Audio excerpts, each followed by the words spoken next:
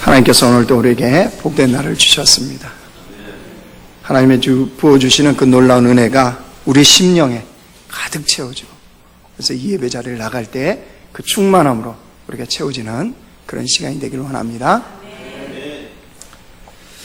제가 결혼을 하고 나서요, 아이들을 낳고 이제 가정을 이루었습니다. 가정을 이루고 나서 이제 주로 이제 가족여행을 이렇게 다니지 않습니까? 가족여행을 다닌 것 중에 가장 많이 다녀온 곳이 있습니다. 아주 집착할 만큼 많이 다녀온 곳이 있습니다. 속초입니다. 제 기억으로는 결혼 이후에 매년 한 번씩은 꼭 갔다 온 것 같습니다. 특별한 일이 없는 한은 꼭 속초를 다녀왔습니다. 이렇게 속초를 자주 다니니까 처음에는 애들이 그냥 가족여행이니까 좋아서, 그 자체가 좋아서 이제 다니기 시작했는데, 애들이 자라나면서 이제 생각이 생기잖아요. 그 저희 아내도 이제 불만이 생기지 않겠습니까? 어느 날 아이들과 또 아내가 반기를 들었습니다. 뭐라고 반기 들었냐? 어째서 우리는 가족여행은 항상 속초뿐이냐? 대한민국에 속초밖에 없느냐? 그래도 소신을 굽히지 않고 속초를 가자 드디어 이런 말이 나왔습니다. 혹시 속초에 옛날 애인이 있는 거 아니냐? 이런 오해까지 샀습니다. 그래서 새로운 곳으로 가자. 새로운 곳으로 가자 그러니까 새로운 곳으로 갔습니다. 경주에도 가봤고요, 가평에도 가봤고요. 이렇게 가봤는데 시간이 지나면서 모두가 동의를 하게 되었습니다. 뭘 동의했냐? 그곳밖에 없다. 그곳만한 곳이 없다. 이렇게 동의가 되었어요. 그럼 제가 무슨 속초를 홍보하는 홍보대사는 결코 아닙니다. 그런데 그것을 좋아하게 되는 이유가 있습니다. 제가 1년에 한 번씩 꼭 가보는 이유가 있어요.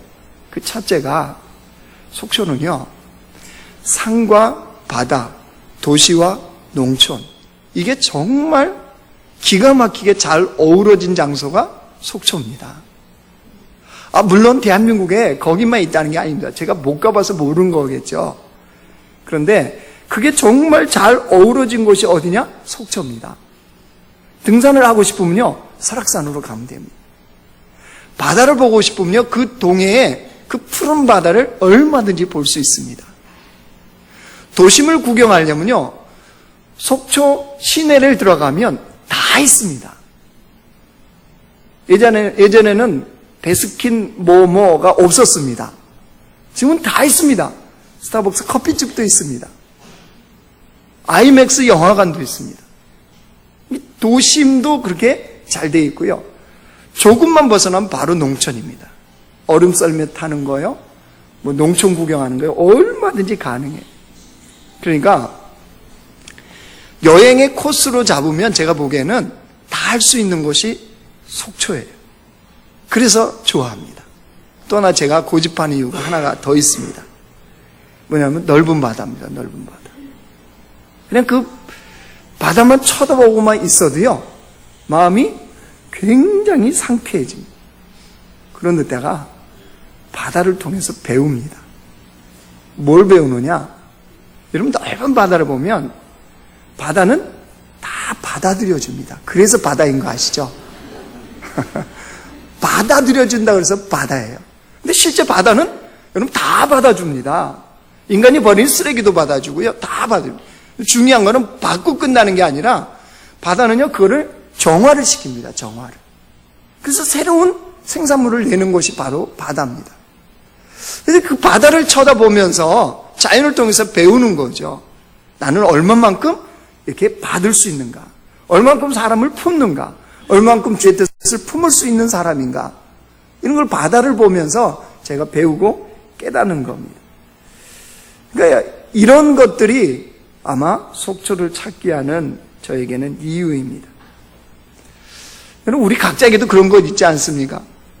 무엇을 느끼게 하고 깨닫게 해주고 또 새로운 마음을 갖게 해주는 그런 장소가 있습니다.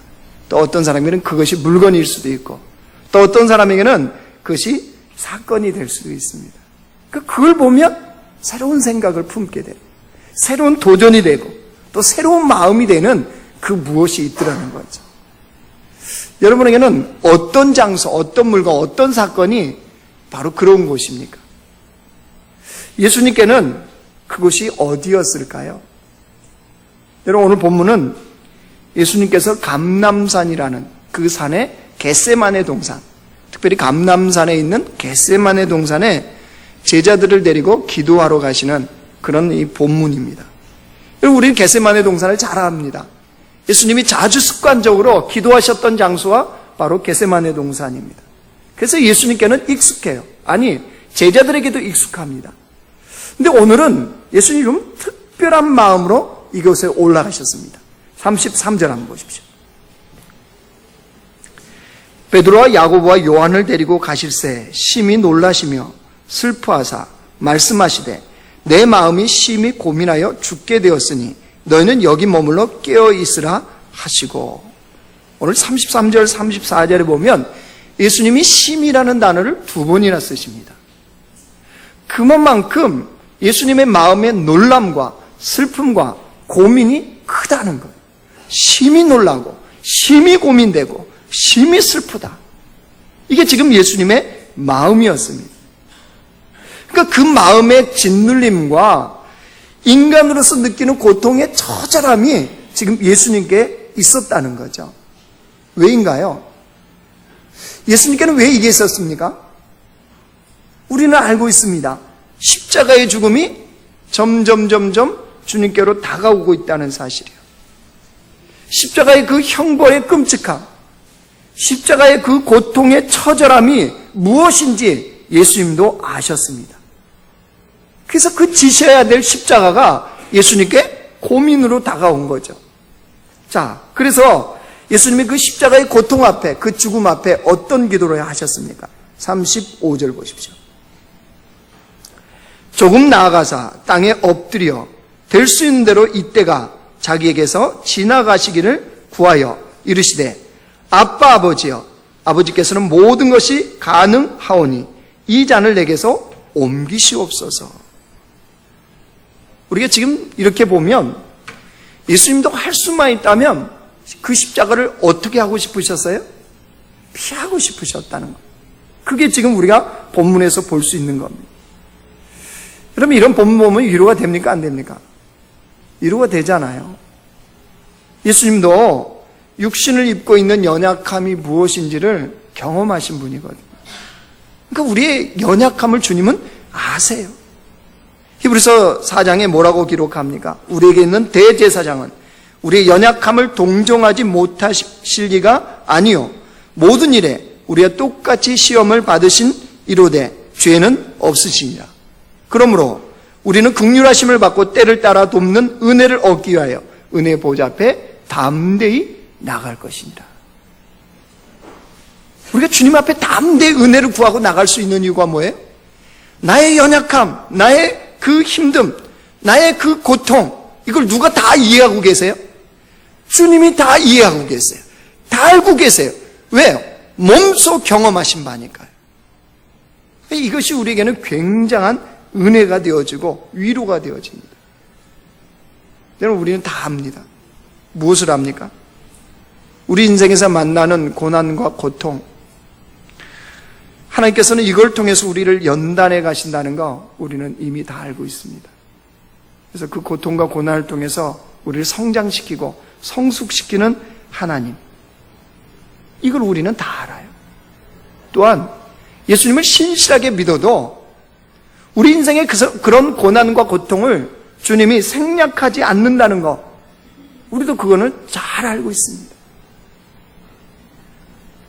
이미 알고 있어요. 그런데 우리의 본성은 어떻습니까? 우리의 본능은 그와 반대로 항상 움직인다는 거 아세요? 되도록이면 인생에서 경험하는 고통과 고난이 가볍기를 원해요. 빨리 지나가기를 원해요. 생략되기를 원하는 것이 우리의 마음입니다. 솔직한 마음이. 그런데 우리의 바람과 동일하게 주님이 움직이시느냐? 그건 아니더라는 거예요. 하나님은 결코 우리 인생에서 우리가 영적으로 성장하고 성숙될 일을 위하여 그 고통과 고난을 결코 생략하지 않으세요. 사도 바울을 보십시오. 복음을 전하는 자로 그에게는 커다란 핸디캡이 하나 있었습니다. 성경에는 육체의 가시라고 표현합니다. 복음을 전하다가 은혜가 떨어질 수 있는, 그 은혜의 장벽이 될 수 있는 육체의 가시, 질병이 사도 바울에게는 있었어요. 그래서 좀 더 복음의 그 사역에 방해가 되지 않고 은혜가 넘치도록 그걸 제거해달라고 하나님께 기도하잖아요. 하나님은 어떻게 응답하셨나요? 주님은 이렇게 응답하셨어요. 내 은혜가 내게 족하도다. 이는 능력이 약한 데서 온전하여짐이라. 하나님의 능력이 약한 데서 온전해진대. 여러분, 자, 이렇게 이제 되면 우리는 질문을 해야 돼요. 질문. 무엇을 질문해야 되느냐? 여러분, 그러면 기도를 왜 해야 하나요?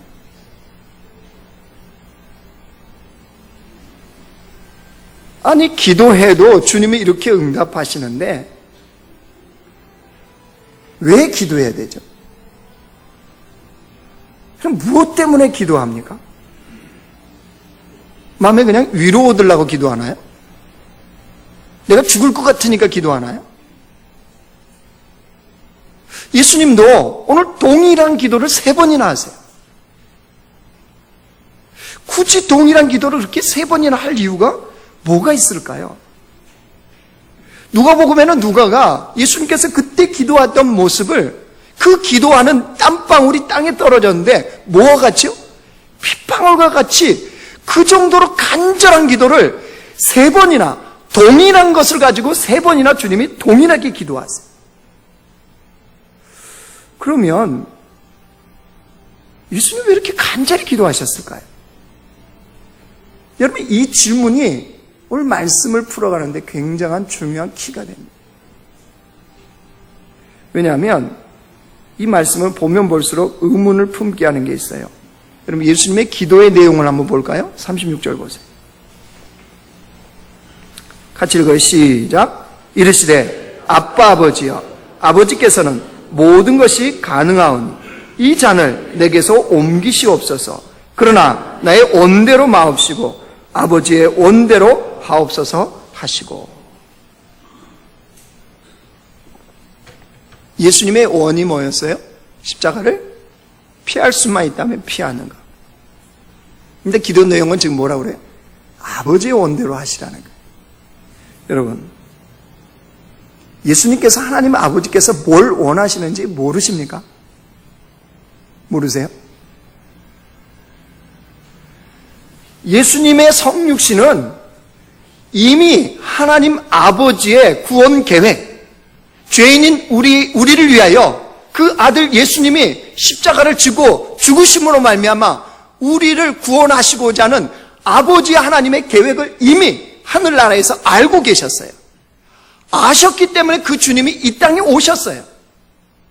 그래서 지금 십자가의 그 길을 걸어가세요. 다 아세요, 지금 예수님은. 그런데 이렇게 기도하는 이유가 뭐냐 말이에요. 내가 원하는 게 있는데 나의 원대로 마시고 아버지의 원대로 되기를 원하나이다. 아니, 마치 하나님 아버지의 원하심을, 뜻을 모르신 것처럼 이렇게 기도하시는 것 같아요. 도대체 예수님의 이 기도가 담고 있는 의미가 뭘까요? 이 겟세마네 기도를 통해서 우리에게 예수님은 무엇을 가르쳐주고 싶으실까요? 분명한 것은 예수님의 관심은요, 십자가를 질 것인가 말 것인가 여기에 있지 않았습니다. 예수님의 마음은 십자가의 고통이 얼마나 처절하고 얼마나 큰가에 있지 않았습니다. 분명한 것은 예수님의 마음을 온통 사로잡는 것은 하나님 아버지를 향한 마음이었어요. 즉 겟세마네 기도는 그런 하나님의 마음과 뜻을 확인하는 시간이었습니다. 예수님은 분명히 아버지 하나님의 뜻을 아세요. 십자가를 지는 거예요. 그래서 죄인인 우리를 구원하는 거예요. 그럼에도 불구하고 주님은 연약한 육신을 입으셨기 때문에 아버지 하나님으로부터 오는 힘과 용기를 받고 싶으셨던 거죠. 그래서 그 힘을 받아서 십자가 길을 걷고자 하신 거예요. 자, 여기까지 이제 설교를 끝. 그러면 뭐야? 나도 다 알고 있는 건데. 예, 그러실 거예요. 그죠? 어제 가정 예배를 읽어가지고 제가 이제 인도를 했어요. 애들, 엄마는 저의 아내입니다. 왜 그랬을까? 제가 여기까지 이제 설교처럼 다 풀어서 얘기해봐라 그랬더니 막 침을 태게 당연한 거 아니냐? 이렇게 하면서 설명을 다 하더라고요. 그래서 또 다 들었어요. 맞다. 그러나, 답은 내일 예배 시간에. 그리고 가정예배를 딱 맞춰버렸어요. 그랬더니 애들이 끄덕끄덕하면 좋아해요. 왜? 가정예배가 빨리 맞췄으니까. 저희 아내는 불만이 가득한 얼굴이었어요. 뭐야? 뻔한 걸 갖고. 이런 표정이었어요. 뻔한지 안 뻔한지는 지금부터 들어보면 알겠죠. 저도 여기까지는 우리가 늘 알고 있고 깨닫는 그 진리예요. 근데 이 말씀을 갖고 더 깊은 묵상을 통해서 고민을 해봤어요. 만약에 겟세마네 그 동산에 지금 주님이 기도하시는 그 자리에 내가 가 있다면 주님이 그 겟세마네 기도를 통해서 나에게 무엇을 말씀하시고자 하실까? 내가 무엇을 깨닫기를 주님은 원하실까? 그런 묵상, 그 고민에 이제 생각을 하게 되었습니다. 그러면서 예수님께서 하나님 아버지께 확인받고 싶으신 것이 있지 않으셨을까? 이런 생각이 했습니다. 그래서 겟세마네 기도의 핵심은 바로 거기에 있지 않을까? 무슨 말이냐? 여러분, 예수님이 이 땅에 사시면서 가장 중요하게 여기는 게 뭐였습니까? 제자를 부르는 거였습니까? 병자를 고치는 거였나요? 그들에게 회개를 선포하는 거였습니까? 예수님께서 이 땅에 있으시면서 가장 중요하게 여겼던 것이 무엇이었냐? 그는 하나님 아버지와의 친밀함이었습니다. 친밀함. 예수님께서는 이게 가장 중요했습니다. 이 생각이 이르니까 예수님께서는 겟세마네 동산에서 하나님 아버지와의 이 친밀함을 다시 확인하는 그런 자리의 기도가 아니었을까? 이 생각이 이르렀습니다. 그러면 생각에 질문이 계속되어지겠죠? 예수님은 그 기도를 통해서 도대체 아버지 하나님과의 그 친밀함을 무엇으로 확인하셨을까? 무엇으로 확인하는 그 시간에 그 기도를 하셨을까? 이 생각이 되어졌습니다. 그랬더니 성경에 주님이 말씀하신 바가 있어요. 무엇으로 하나님 아버지와 우리의 친밀함을 확인하느냐? 자, 마태복음 28장 한번 앞으로 조금만 넘어가 보세요. 마태복음 28장 20절입니다.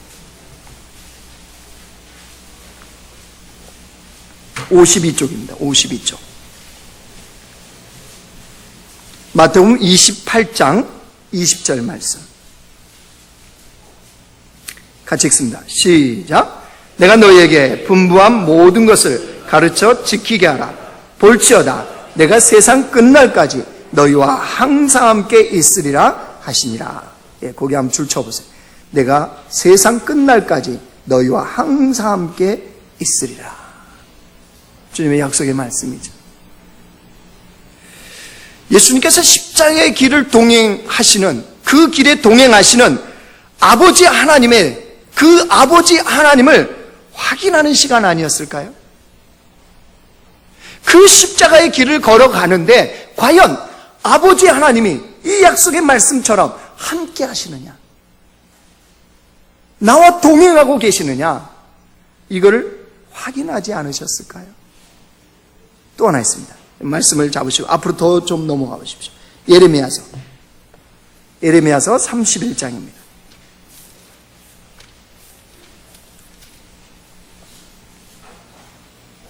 1100쪽입니다. 구약성경 1100쪽.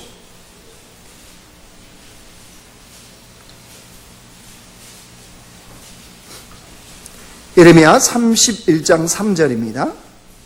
우리 같이 읽습니다. 시작. 옛적에 여호와께서 나에게 나타나사 내가 영원한 사랑으로 너를 사랑하기에 인자함으로 너를 이끌었다 하였노라. 내가 영원한 사랑으로 너를 사랑하기에. 무슨 말입니까? 아버지 하나님의 변함없는 그 영원한 사랑이 지금 십자가의 길을 걷고자 하는 그곳에 흐르고 있느냐는 거죠. 예수님 이거 확인하려고 그러지 않으셨을까요? 십자가가 중요한 게 아니고 그 십자가의 길을 걷는데 변함없는 아버지 하나님의 영원한 사랑이 과연 그 십자가의 길에 흐르고 있느냐는 거죠. 여러분 그것이 하나님과의 친밀함을 확인하는 방법. 마지막 하나 더 있습니다. 골로새서 한번 자세요. 골로새서. 자, 신약으로 다시 넘어가요. 에베소서, 빌립보서, 골로새서 2장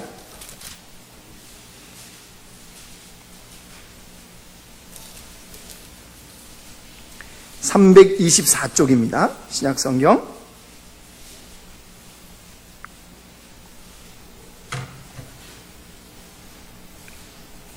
골로새서 2장 3절입니다. 같이 읽습니다. 시작. 그 안에는 지혜와 지식의 모든 보화가 감춰져 있느니라. 누구 안에요? 하나님 안에. 하나님 안에는 지혜와 지식의 모든 보화가 감춰져 있다. 그러면 이게 무슨 말입니까? 지혜와 지식과 보화가 다 그 안에 계신 주님께서 예수님의 필요를 가장 잘 아시지 않을까요? 그 필요가 가장 좋은 것이 무엇인지를 가장 잘 아시는 그 주님에 대한 확인이었던 거죠. 무슨 말이냐? 이겁니다. 사실은 예수님이 그런 아버지 하나님이신가를 확인하는 것이 아니고 그 하나님 함께 하시고 영원한 사랑으로 사랑하시고 가장 좋은 것이 무엇인지를 알고 그 길을 인도하시는 아버지 하나님에 대한 예수님께서 그 주님을 신뢰하고 믿고 이 길을 내가 걷고 있느냐를 확인하는 것이 겟세마네 동산의 기도였던 거죠. 이 십자가의 길에 함께 하시는 하나님께서 함께 하는 거예요. 이 십자가의 길에 영원한 사랑으로 사랑하시는 그 주님의 사랑이 흐르고 있는가? 이 십자가의 길에 가장 좋은 것으로 지식과 지혜와 모든 보화를 갖고 계신 그 주님. 그래서 가장 좋은 것을 아시고 그것을 인도하시는 그 주님이 그곳에 계시고 그 주님을 믿고 신뢰하고 있는지를 예수님은 그 겟세마네 동산의 기도를 통하여서 그것을 확인하는 시간 아니었을까요? 제가 고민하고 묵상한 내용이에요. 여러분은 다를 수 있어요. 동의 안 하셔도 돼요. 왜요? 여러분도 겟세마네 가셔서 물어보시면 되니까. 캐서린 마샬이라고요. 미국의 기독교 유명한 작가가 하나 있습니다. 그녀가 썼던 책이요. 기도의 모험이라는 책이 있는데 거기 안에 이런 내용을 소개합니다. 미국의 유명한 이 여성 작가가 한 사람이 있었는데 그 맏딸이 악성 말라리아에 걸린 거예요. 근데 그때가 언제였냐면 1860년대예요. 1860년대. 그러니까 오래된 이야기죠. 1860년대니까 의료시설이라든가 또 이 보건환경, 또 약 이런 게 변변했겠습니까? 변변치 않았죠. 악성 말라리아니까요. 주치의가 그랬답니다. 오늘 밤을 제대로 넘기지 않으면 이 딸은 죽습니다. 그리고 경고를 한 거예요. 이 경고를 들으니까 가족들이 남편이나 이 아내 되는 엄마 되는 이 사람이나 마음이 어떻겠어요? 남편은 너무 괴롭더니 자기가 희망을 접겠다, 마음을 포기하겠다는 거, 내려놓겠다는 거. 근데 엄마 입장에서는 되나요? 안 되죠. 나는 이 딸이 죽을 수도 없고 죽어서도 안 된다, 도저히 자기는 받아들일 수 없다, 이렇게 하고 기도로 씨름을 하는 거예요. 그리고 딸이 죽을 수 없는 이유가 있다는 거예요. 자기 나름대로. 이유가 뭐냐? 이 딸은 남편을 가장 많이 닮은 딸. 그리고 이 마음씨가 자녀들 중에 가장 고운 자녀. 성품이 제일 좋은 성품을 갖고 있는 자녀. 보낼 수가 없다는 거예요. 더구나 이 며칠 때 사경을 헤매고 있기 때문에 작별 인사다운 인사를 못했기 때문에 엄마로서 도저히 보낼 수가 없다. 그래서 그런 이유들로 하나님을 붙잡고 기도를 씨름하는 거예요. 기도를 씨름하는데 도대체 하나님을 이해가 안 되더래요. 하나님 무슨 변덕쟁이도 아니고 딸을 줬다가 이렇게 또 데리고 가시는 이유가 뭐냔 말이에요. 그런 하나님의 섭리에 대해서 자기가 받아들일 수가 없더래요. 그래서 기도로 그 밤을 지나면 이제 결정이 나버리니까요. 기도로 밤새 씨름을 하는데 어느 한순간에 갑자기 다른 생각이 하나 딱 자기에게 떠오르더랍니다. 그게 뭐냐면, 기도하다가 다른 생각이 뭐냐면, 내가 왜 하나님의 선하심을 의심하고 있지? 기도로 씨름은 하는데 자기가 하나님의 선하심을 의심하고 지금 기도하고 있다는 것이 딱 자기 생각이 떠오르는 거예요. 그러면서 만약에 하나님께서 가장 좋은 것을 주시고, 오늘 골로새서 말씀에 봤던 것처럼 그 안에 지혜와 지식과 모든 보화가 감춰져 있는 그 하나님이시라면 내가 왜 하나님을 의심하지? 이 딸을 내가 붙잡고 있어야 되는 것이 아니라 하나님께 내어드리는 게 마땅하지 않은가? 이 생각이 한쪽에서 딱 떠오르더라는 거예요. 그래서 딸을 하나님께 올려드렸어요. 그러면서 기도한 겁니다. 주님, 저는 딸을 주님께 드립니다. 저는 더 이상 주님과 싸우지 않겠습니다. 그리고 하나님께 올려드렸다는 거예요. 근데 이런 기도를 못한 이유가 두려움이 왔어요. 두려움. 남편은 너무나 두려워서 포기를 했지만 자기는 딸 아이를 하나님께 올려드리고 포기하는 순간 자기가 너무 슬퍼지고 감당하지 못할 눈물이 자기에게서 쏟아질 것 같은 그 두려움 때문에 놓지 못하고 기도로 씨름하면서 그렇게 하고 있었던 거죠. 그런데요, 자기가요, 그렇게 하고 나니까 참으로 이상한 일이 벌어졌어요. 자기가 생각했던 자기 안에 있는 슬픔과 눈물이 쏟아질 거라고 예상했는데 아니요. 마음이 그 어느 때보다도 상쾌하고 하나님이 주시는 행복감이 자기 안에 밀려오는데 딸 아이의 상태에 무관하게 하나님으로부터 오는 행복감이 자기를 덮더래요. 그래서 그렇게 몇 분을 기도한 다음에 딸 아이에게 갔어요. 이마에 손을 얹어봤어요. 그랬더니 놀라운 일이 벌어지고 있었습니다. 딸 아이의 열이 떨어지고 있는 거예요. 온몸에 땀을 흘리면서 맥박을 짚어봤더니 맥박이 정상으로 돌아오고 있는 것을 확인했어요. 이런 뭘 말하는 걸까요? 딸의 문제를 가지고 하나님께 가서 씨름을 한 거죠. 그런데 씨름을 하면서 뭘 깨달은 거죠? 딸의 문제가 아니고 자신이 하나님을 신뢰하지 못하고 있다는 이 사실, 이걸 깨닫게 된 거죠. 예수님의 겟세마네 기도는요, 십자가를 회피하기 위한 기도가 결코 아니었습니다. 예수님의 겟세마네 기도는 언제나 함께 하시며 영원히 사랑하시고 언제나 가장 좋은 것을 주시는 그 주님에 대한 자신의 신뢰, 자신의 그 주님을 믿는 그 믿음에 대해서 확인하는 자리였던 거죠. 여러분, 이게 확인되면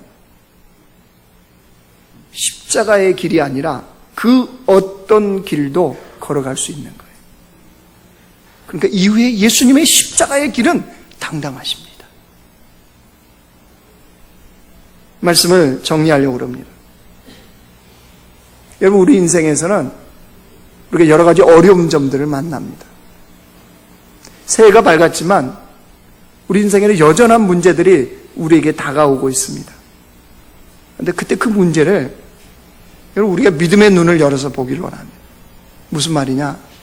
하나님이 우리 인생에 던진 문제들은 하나님이 우리를 부르시는 초청장입니다. 초청장.